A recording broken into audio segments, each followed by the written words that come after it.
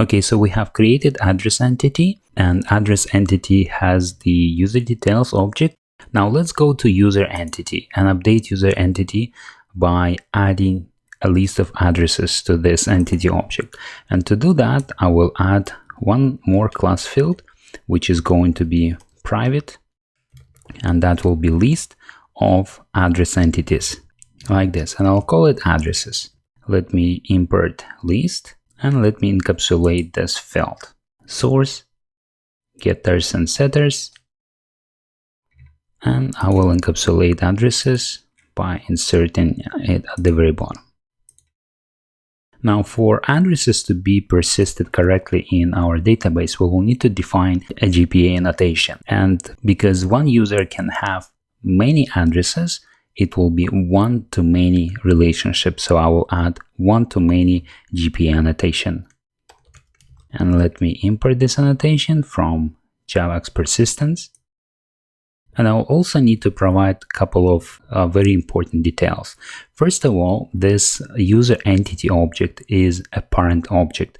This user entity object will be stored in a database, and because user entity contains list of addresses, we can also say that user owns the address. So the detail that we need to add here is called mapped by, and the value of this mapped by is the name of the field that is owning the relationship.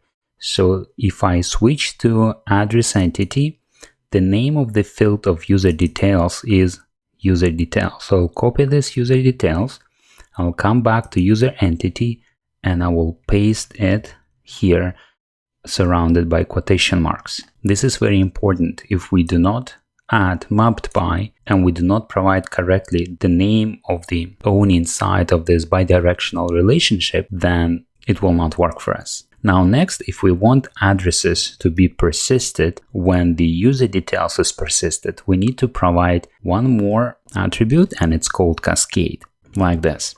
And there are different values that we can choose for cascading. I can choose all, delete, detach, merge, persist, and so on. I will choose all, and what that will do, this will make the operation propagate to the list of addresses as well. So when persist operation takes place and the user details is persisted into the database, we will have list of addresses persisted as well. And if we delete the user details from the database, the operation will also propagate and list of addresses will be deleted from the database for that user.